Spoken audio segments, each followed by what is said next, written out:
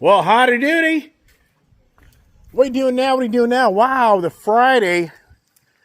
It is cool up here, everybody. It's actually chilly because it's been so hot. But what are we doing now? You know what? I just about forgot about the repo time. You got another repo, everybody. Hey, if you're following my channel, you get a repo a day for the next few days. Yes, you do. If you like seeing the repos, I have that going on right now as I come down the home stretch of hopefully not many more repos. But here we are. Here we are. Eeny, meeny, miny, mo. Which vehicle goes to the show? Goes to the auction. Which one goes today? Well, sadly, the F-150 Lightning truck is being repossessed. This is a vehicle that's about $100,000. It'll go to auction. I think it'll be about a $45,000 auction truck. So the repo guy's coming right now. And a while back, I got this thing all cleaned up. I was thinking of keeping it. I really was on the page of trying to keep his vehicle, but then I just kind of sat back and I really thought to myself, it's just too much money. So it's down to kind of picking and choosing what makes sense and what doesn't make sense. And see, the dogs don't even know. This is what's funny. Dogs, since this vehicle makes no noise, the dogs, you know, these vehicles in some way are dangerous because they make no noise. But anyways, I'm pulling this out because the guy that came and picked up some of my other vehicles is coming today, apparently 11 o'clock. I'll be amazed. Gets here 11 o'clock, but I got to get my tags off, registration out of this thing, any other stuff. I don't think I have much of anything else. As I cleaned this truck all up, got it all ready to go. And here I am, trying not to damage it, which that's not easy. So I'm going to get lined. Well, I'm going to park it here in the driveway here because if I have to run out and go anywhere, at least the vehicle is sitting here. It's not in my space. So yeah, another repossession. You know, a lot of people out there, it's interesting how people all go to the worst case scenario. You know, we're all programmed. We really are. We're all programmed to be a loser. You really are, because what people say, oh, file bankruptcy. Oh, you know, the big auto didn't create this problem on you, Mr. Iceman. You created it on yourself. Well, there's more than one that participates in problems. I mean, in this world, it cracks me up how people look at things. So you're telling me that your drug addictions came from your son, daughter, wife, brother, friend, whoever it may be, maybe yourself. Your drug addiction came from you creating your own drug and you getting stoned off you were smart enough to make drugs and you made it drugs and all your friends around you didn't do any drugs. I mean, you can go through all the list of how the big guys that make all the money off of us, they help create the problem. So I think it's interesting when it comes to the car industry, somebody takes sides, and it cracks me up. So many people take sides. I'm looking here at all stuff. This rubber mat that WeatherTech offers, and this is another thing. I tried to get this back tailgate fixed so many times, and the dumbass Ford dealership up the road could never get this done. You know, they're just a bunch of dumbasses, which they are. Yeah, hey, Jerry's Ford, Leesburg. Sorry, man, but you guys, I told you what the problem was this thing the first time. You guys, but whatever. Whole point is, it's incredible how people take sides with the big guys, and they defend the big guys of abusing their monies and powers to be, and you'll take the side that, oh, with Iceman, you know, yeah, whatever. I mean, I get it. Let's see if the front trunk works. I mean, one nice thing about this Ford, this is a great truck for working capabilities. I gotta see. I don't think they're gonna pen right here, I think. Ugh, damn. I'm trying to get the tags off. Work capability, this is a nice truck. I mean, don't get me wrong. If anybody out there has this truck, I would not want to be a person to say this isn't a nice truck. It is. It's a very expensive truck, but all trucks are expensive now. So some would argue, well, what difference does it make? An F-150 gas truck's still $80,000. I don't disagree. But the manufacturing industry, in my views, and I think many others would agree, the car industry's out of control. There's nobody taming them down. Who is taming down the car industry, everybody? Have you heard anything about anybody going after the car industry about inflating their car prices through the roof? I mean, sincerely, the union guys have gotten big fat raises. Come on, man. Does everybody remember all this stuff a year ago? The union, threatening to shut down because they want their $150,000 a year union job on the line. List goes on and on and on and on, everybody.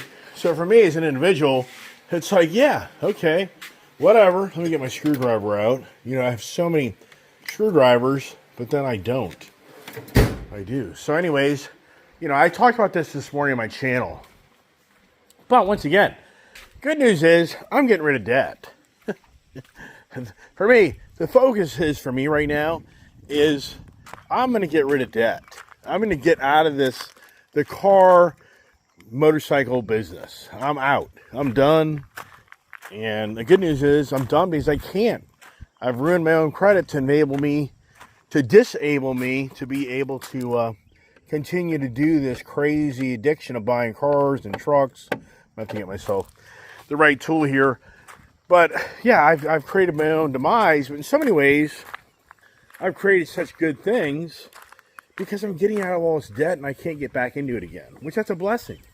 It is. And so hopefully in the future, I'll just have the money to buy what I want. And I think when you actually just buy something with your hard-earned money, you have a different view on how you treat that. I think when you borrow money, you have a different angle in how you feel about that. But when you actually have your hard-earned own money, you buy something, you own it, and then you realize you're going to take a $20,000 hit. You go out and buy a $50,000 vehicle, you pay $50,000, and you decide to get rid of it, and you see you're going to take a $20,000 loss. I don't think you're going to let that car go. Versus like for me, with the repos, it's more about, yeah, whatever, okay, $20,000 loss. We'll have to fight it out down the road and paying the difference in the vehicle's price and values and auction fees, blah, blah, blah, blah. But if you actually own it outright, I think it'd be a different presentation, but you let something go, and it's that big a loss. All right, let me get the plate off, and the Repo Man will be here very shortly, and we'll watch the Repo Man come get another vehicle. All right, it's the same old stuff, same old story. You may hear of me aggravation. I mean, really, this is getting to be such a pain in the frickin' ass. So these Repo guys, it's the biggest joke in the world. They're not here. I got to go take care of other things. So I'm just going to leave the truck here and throw the keys in it. And the guys can come get the frickin' thing. And it's just beyond believable, everybody, that you revolve your day around all this shit. Oh, you know what I was going to tell you earlier was that this bed mat from WeatherTech, do not buy this. You are making a huge mistake. It is so hard to work out of. When you go to put things in your truck, it's too abrasive. So you can't slide things in and out. It's the worst. Do not buy it. It's a terrible purchase. And come on, Pops, let's go. I'm going to get Gypsy to the vet. Meanwhile, I'm taking care of business problems. And as usual, the Repo guys, they ain't here because they got too much shit to do. I mean, the Repo guys, once again, it's incredible in life on how the hardships of others reward so many. If you're going through a divorce, a lawyer's going to love you. If you're going through business challenges, a lawyer's going to love you. You get yourself in a DWI. I mean, so, the thing about life is mankind, he creates such opportunities for so many others to write off the hardships of us. So if we were all so perfect, you wouldn't have people in mental institutions and hospitals, drug addicts, abortions. You can go through the list of mankind reaps the rewards for all the mistakes that we make. And in the auto industry, the biggest thing and the best thing that's the gig out there is a Repo guy. These guys are making a bloody fortune right now. I mean, it's a hell of a gig, everybody. Come on, everybody, get in. Come on, come on. I think Gypsy already knows. Come on, let's go. Come on. Good. Let's go. Come on. So Diesel, come on. Come on, Diesel. Come on, let's go. Come on. So you're gonna go with me. Come on, Diesel. Come on. Why are you hesitating? Come on, let's go. Come on. Come here. This is so funny. See, my wife. The danger is my wife is back to giving the bones to the dogs. So borderline, she's training them. The only way to come in is for them to be on a board. So here we go. So I haven't had this problem with, come on, Diesel. So I haven't had this problem, but the wife, I think my wife is losing her memory because she's back to giving dogs treats. How about lying? She gave me detailed instructions on how to give the dogs treats when she lets them out in the morning and brings them in. Come on, let's go. Come on, let's go. Isn't this crazy? Look, so look. Let's see this. Let's just see if that's what changes everything. Come on, let's go. Come on. So I guess that, so this is the routine.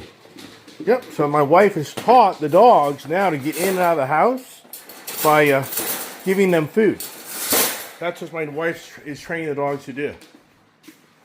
It's just be unbelievable. Come here, Gyp. Here you go. Here, baby. Come here. Come on. All right, you gotta go with me. You're going with me. So that's the plan. Get the hell out of here. Yeah, I mean, no lie. The wife. I mean, send me here. Am I about to go nuts? Pretty close. I am pretty close about going nuts. Having to deal with the dumb shits of the world. And I told everybody all the time, am I a dumb shit? I sure am a dumb shit, because I gave you all these fuckers all this money for all these fucking cars. For all you fuckers out there. And when the Hardships come, they're like, fuck you. It's time to take the Gypsy Baby. Come on, baby. Good girl. Come on, let's go. Come on. We're going to go see the vet. There you go. Good girl. What a good little girl. Good little baby. A lot easier if there's one. So it's now the Gypsy and Daddy go to the vet. I can't remember if it's 12:30, 1 o'clock, man. I tell you, there's too much crap going on. That's the reality of my life. Too much crap is going on. So let me get the hell out of here while I can. All right. So here we go with the Gypsy Baby. Get her Lyme vaccination. And so what I'm going to do is I'm going to open my gate. But yeah, I know how these guys, this one company, it wouldn't surprise me if they don't show up till tonight. Who the hell knows? What a drag. All sincereness, but you can see what happens. When you drive this vehicle to a dealership, it's like the Black Lightning. That truck I left at Coons Sterling Ford for Repo pickup, they don't even know if the truck's there or is not there. They don't even tell the repo guy doesn't even come and get the keys. So you think I feel confident about that stuff? No way, man. No way. So you know what? I gotta go get something. I just remembered something here that I gotta do. And then yippee doo dah day. You know what? I still remember when I got going in my career.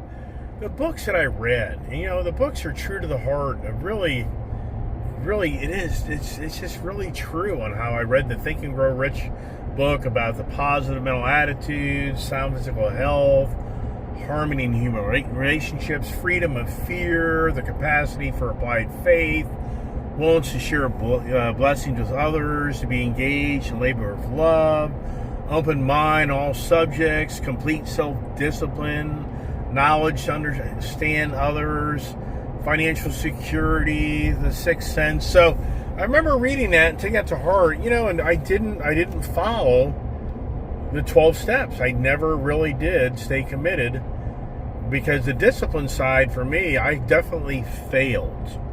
So I could honestly say the number 10 step is discipline. Number 1's positive attitude. 2's sound physical health and harmony in relationships, freedom of fear, hope of future achievement, capacity for applied faith, and be engaged in labor of love, open mind, all subjects.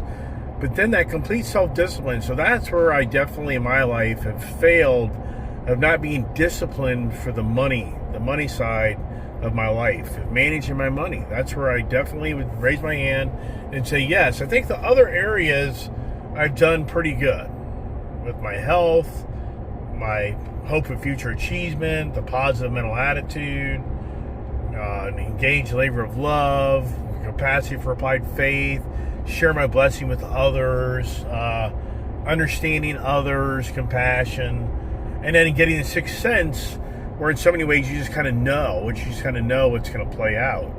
So for me, I think I did good. Of all the 12, I think I would get a check mark for 11. The 13th is the sixth sense, so I don't really look at that as the 12 steps.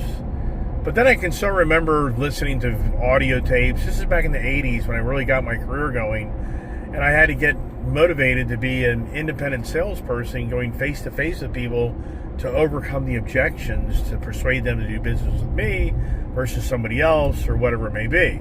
And so I remember reading books, sales books, motivational books. And I remember one of these presentations from one of these audio books. And I don't know if it was Napoleon Hill, Tony Robbins. I mean, there's so many different people out there, personalities. But I remember talking about how a person that has an addiction to eating chocolate. And this individual, this motivational speaker, was talking about how if that person just had to eat chocolate all day, every day, that eventually the person would be so sick of chocolate, they wouldn't want chocolate anymore. And I was thinking, boy, if I couldn't relate with that more than ever in my life, this whole now pushing the car addictions to the most radical point ever in my lifetime, and to be captured on social media to actually see this all play out, where I am so sick of these vehicles. I am just have such a distaste for the car industry that I hate it. I can't stand it. And what's incredible now that psychologically I know I can't go buy something, I'm not doing any more of the constant looking at the car magazines, the internet, the videos, everything that goes along with, this is what I want next. This is what I'm going to get this next. That's all I hear from a lot of motorhead enthusiasts is what they have still isn't good enough, and they got to get something better. They got to get the next greatest thing. And I'm totally detached from that now. I just have no interest in it. I don't care. I'm very happy and content with what I have, because I've been forced a hand that I don't have an option anymore. And that's a beautiful thing. That's what I'm saying. I'm winning. For many think that I'm losing. No, I'm winning. I'm winning because I'm stepping back in my life and saying these material things just aren't worth it. And I'm sick of the addictions that I'm sick. I'm literally sick to my stomach of the aggravation that these vehicles actually bring you. They bring you more unhappiness than happiness. That's the reality. When you're having more unhappiness with something you do, eventually you raise your hand and go, it's not worth it. It's like the drug addict, the alcoholic, the sex addict, whatever it may be. Once they get to a point where they've had so much sorrow and harm and hurt, they don't want to do what they do because it's overwhelming of the sorrow and hurt. But then at the same time, they continue to do it, even though it's put so much hardships on them. And that's the thing. Where do you cross the bridge where you really can cut loose before it gets too radical? So, wow. Gypsy Girl is being a model doggy. And that's a great thing. And is this a repo? But it's probably not repo. And the way you can tell is it's got tags. So that's a fix and repair. 250 vehicles a month. What's the average repo bill? I really don't even know. I would guess the average repo bill is a $500 to $700 bill plus storage on the facility. So I could say that could be maybe $1,000 hit on, the expenses to the bank that just, turns around and puts it on me. But if you're the repo guy, this guy, what's 250 times like $500? Do you even know? To me, I would just have to tip my tongue. That's got to be $150,000, $100,000 a month, right? Is that right? I don't know. I think it is. Yeah, so these repo guys, they may be making $100,000 gross plus a month just off of repos. Oh, here's Banfield. Hey there, this is Alicia calling from the Banfield in Leesburg. How are you? Hey, good. I'm just here in traffic. I'm about another 5-10 minutes away.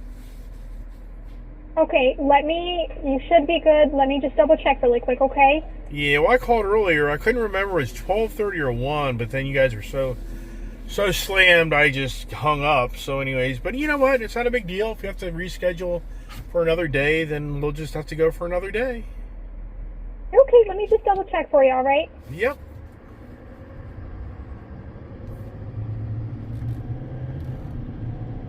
wouldn't be able to do an in-room, but I can do a drop-off. But if you wanted to do an in-room, I have availability at 3:30. Well, I can't do it today. I've already got other commitments. So we'll just go for next week. Just reschedule for next week. It's not a real big deal. All right. So morning time, really my better time is like 11 or so. That's really a better time for me. So afternoons don't work. So whenever you have 11 o'clock, whether it's next week or the following, that's no rush. Not a problem. I can do Monday. Okay. That sounds great. Alrighty, well, I will go ahead and set that for you. You have a great rest of your day, okay? Okay, thank you. Bye-bye. Bye-bye. Now, this is pretty classic. Banfield called me yesterday. I mean, literally just looking for business. Now, today, they're so overwhelmed with business. Basically, I'm a good 10 minutes, I'll just say 15 minutes late, which, yeah, it's unfortunate. But now they're so overwhelmed with so much going on, they can't handle me, which that's fine. I told them, doesn't matter. Doesn't really matter. Come on, dude. Come on, dude. Come on, dude. Let's go. Do your thing. And already it's Friday, and everybody and their brother already is out and about on a Friday. And this is crazy. Why is everybody doing this? I've never seen this type of traffic going into the heart of town of Leesburg like this. So I wonder what happened, everybody. Probably some major accident, I guess. Who the hell knows? Don't know. I don't know. But, oh well. Make the best of it, everybody. Yeah, I mean, right. If you think I come here at 3:30 in this area here sucks. The traffic up here is the worst. You're crazy. You're a fool to move to the Northern Virginia, Maryland, D.C. area. If you have to actually commute, you'll be like, oh my gosh, all I do is live in traffic. Like, yep, why'd you come here? Why would you move here? I wouldn't. Nope.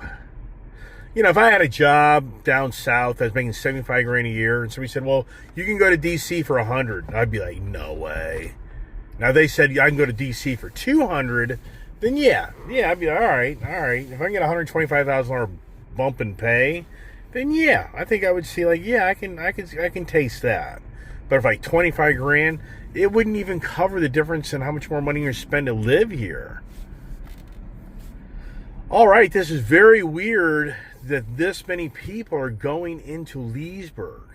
This is the weirdest thing. I've never ever witnessed these many people getting off this exit ramp to go into town of Leesburg. This is so strange. It just doesn't end. Yeah, wow. Really weird. This area, it's so incredible how I'm the old guy. I truly am the old man because I've been here since 1991. And how this was such a sleepy little itty-bitty town. And now it's beyond believable. And it's not even close to being done, everybody. The amount of approved development in this area is massive. It's massive. So we're still not even at the end of where you could say, okay, well, this area had its run of, building out houses, townhouses, apartments, condos, everything. No, we're not even close. We're not even close to where we're going to end up being with the amount of more people are going to come here. It's like right here, this is a major mini town center being built. I mean, it's radical. This is going to be massive. Oh, and here I am. Hey, everybody, wow.